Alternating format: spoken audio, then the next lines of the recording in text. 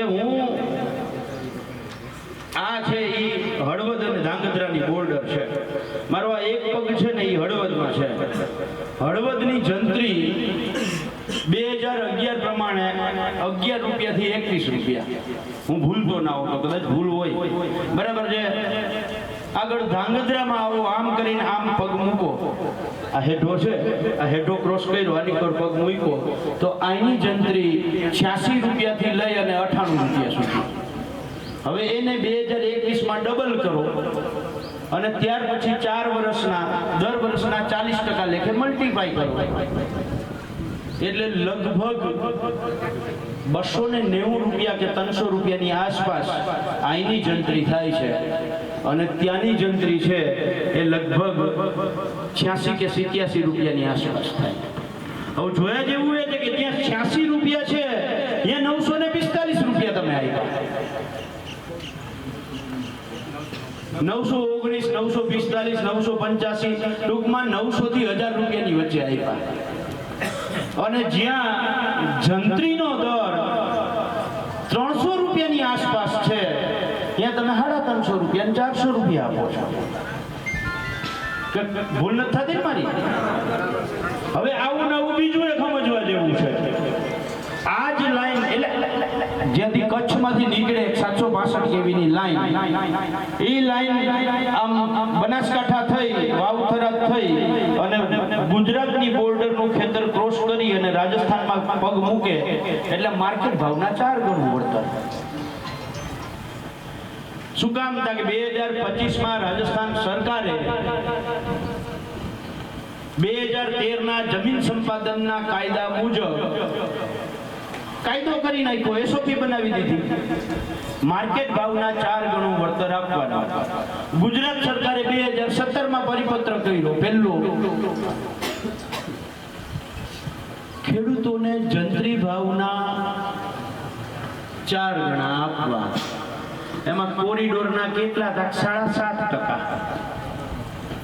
સમજો, કોરિડોર આવતો એટલે કે જેને તાર આવતો હોય ને એ 100 મીટર લાંબુ હોય અને માની લો કે 765 કેવી છે એટલે 67 મીટર પહોળું, એ પ્રમાણે 6700 ગુણ્યા જંત્રી એના ગુણ્યા 4 ગણા અને એના 7.5% કરી નાખવાના, જી આવે ખેડૂતને મળે. એની આમે અમે સતત લડ્યા એટલે 7.5 ના 15 થયા. લડતા રહ્યા તો 2023માં એ 15 ના 25% કર્યા. આંગળી પહોંચીને કોઈ દી થાંભલો થાય? આંગળી અમારી ગમે એવી આંગળી પહોંચે તો આ થાંભલો થવાની છે. આ સરકાર આંગળીને પહોંચાડીને થાંભલો દેખાડે તમને કે તમારો થાંભલો છે. એ 7.5% ના 25% કર્યા પણ તો ડોહું છે તો જંત્રી છે. સમજવાની આ જરૂર છે. નવશદભાઈ કહેતા હતા કે કાગળોની જરૂર નથી. નવશદભાઈ, કાગળ પણ એટલા જ જરૂરી છે અને જન આંદોલન પણ એટલું જ જરૂરી છે. કાયદો સમજવો, કાયદો જાણવો, કાયદાથી માહિતગાર થવું એ સૌથી પહેલા જરૂરી છે. એ જો માહિતગાર તમે હશો તો તમે લડવા નીકળશો. માની લો તમને ખબર જ નથી, જે નેહુલે વાતની શરૂઆત કરી, જાહેરનામામાં જ આપણે કોઈ વાંધા અરજી નથી કરી તો પછી હાઈકોર્ટમાં જવું? ભરતસિંહ કે અમારા ઘર હાઈકોર્ટમાં વકીલોની ફોજ છે, પણ ફોજ કરશે શું કામ? તમારો પાયો જ નબળો છે. એટલે ખૂબ જરૂરી છે બંને બાજુ જન આંદોલન અને હારે હારે ખેડૂતનો દીકરો જેવી રીતે પાવડો વાપરવામાં, હમા રાખવામાં હોશિયાર છે, એવી જ રીતે પેન હાંકવામાં હોશિયાર થવો જરૂરી છે. એના વગર આ શક્ય નથી. આગળની લડાઈઓ આપણી પેઢી તો વહી જાહે, આવનારી પેઢી માટે અઘરું થાય. અને આ બધાની સામે લડવા માટે આપણી પાસે બીજો કોઈ વિકલ્પ નથી કે ગાંધીનગરમાં સરકારને એક વખત 1000 ખેડૂતો સાથે મળી અને જઈને અલ્ટિમેટમ આપે. પહેલા અલ્ટિમેટમ આપે કે 15 દિવસ કે 20 દિવસની અંદર 2013ના જમીન સંપાદનના કાયદા મુજબ માર્કેટ ભાવનું 4 ગણું વળતર, જેવી રીતે રાજસ્થાન સરકારે એસઓપી કરી છે એવી જ રીતે ગુજરાત સરકાર કરે. જો એ ના કરવું હોય તો 30,000 એક થાંભલાનું માસિક ભાડું અમને આપો, અને એ ના કરવું હોય તો ફિક્સ એકવાર થાંભલો ઊભો કરો ને 2 કરોડ આપી દો. આ 3 માંથી એક ઓપ્શન સરકાર વિચારે.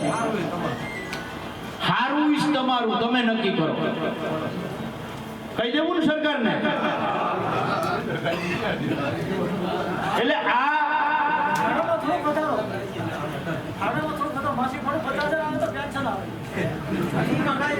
અરે 30,000 આપે તોય ભરતસિંહ મંજૂર છે, મંજૂર છે ને.